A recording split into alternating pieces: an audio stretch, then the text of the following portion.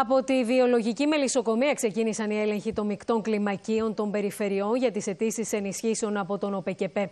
Να προχωρήσουν γρήγορα ώστε να ξεμπλοκάρουν οι επιδοτήσεις που έχουν παγώσει, ζητούν αγρότες και κτηνοτρόφοι.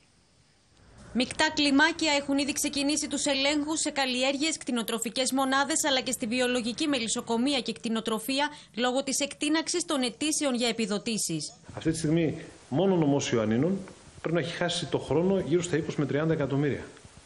Αυτά υπολείπονται από τους πραγματικούς κτηνοτρόφους, με τη διανομή και τη διασπορά που έχει γίνει σε όλη τη χώρα. Προσπαθούν να βρουν ένα εξελαστήριο θύμα τον μελισσοκόμο, τον Έλληνα μελισσοκόμο, τον οποίο του παρουσιάζουν ότι αυτός ευθύνεται, αυτός θα έτρωγε τα λεφτά. Οι αγρότες ζητούν αλλαγές στο σύστημα επιδότησης. Κριτήριο, όπως λένε, πρέπει να αποτελεί πραγματική παραγωγή και κρίνουν ως αναγκαία τη δημιουργία ψηφιακής πλατφόρμας για ταυτοποίηση και καταμέτρηση. Θα μπορούσε να μην είχε συμβεί τίποτα αν από την αρχή η διαδικασία των επιδοτήσεων έμπαινε σε μια άλλη βάση, δηλαδή τι τιμολόγια παρουσιάζεις και από εκεί να επιδοτήσει. Αν θα γίνει μια ψηφιακή πλατφόρμα η οποία θα δηλώνει στίγμα που έχουμε τα μελίσια μας, έτσι κατά πάσα ώρα και στιγμή θα μπορούν να γίνει καταμέτρηση. Σε ό,τι αφορά τα ποσά τα οποία επικαλούνται ότι θα επιστραφούν, δεν το πιστεύουμε, η αλήθεια είναι, γιατί πολλοί από αυτούς μπήκαν, πήραν τα λεφτά και φύγαν. Από την έναρξη των ελέγχων, μεγάλο είναι το κύμα των οικειοθελών αποχωρήσεων από τα προγράμματα βιολογικής μελισσοκομείας και βιολογικής κτηνοτροφίας. Πολύ σύντομα θα έχουμε τα πρώτα αποτελέσματα. Και αυτό θα είναι η μεγαλύτερη απόδειξη ότι η κυβέρνηση είναι αποφασισμένη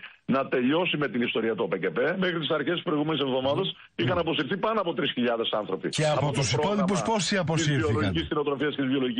Η έλεγχη για μας είναι αυτό που θέλουμε, αυτό που ζητάμε. Εμείς δεν έχουμε κάτι να κρύψουμε. Δεν έχουμε κάτι να κρύψουμε. Αυτοί που οι επιτίδιοι έχουν να κρύψουν και αυτούς στο Υπουργείο μαζί μέσω των ελεγκτικών υπηρεσιών που έχει πρέπει να τους βρει. Αγρότες και κτηνοτρόφοι προανήγγειλαν κινητοποιήσεις με βασικά αιτήματα την άμεση επιστροφή των χρημάτων, πληρωμή των προστίμων, απόδοση ευθυνών και να καταβληθούν στην ώρα τους οι αποζημιώσεις για τη φετινή χρονιά.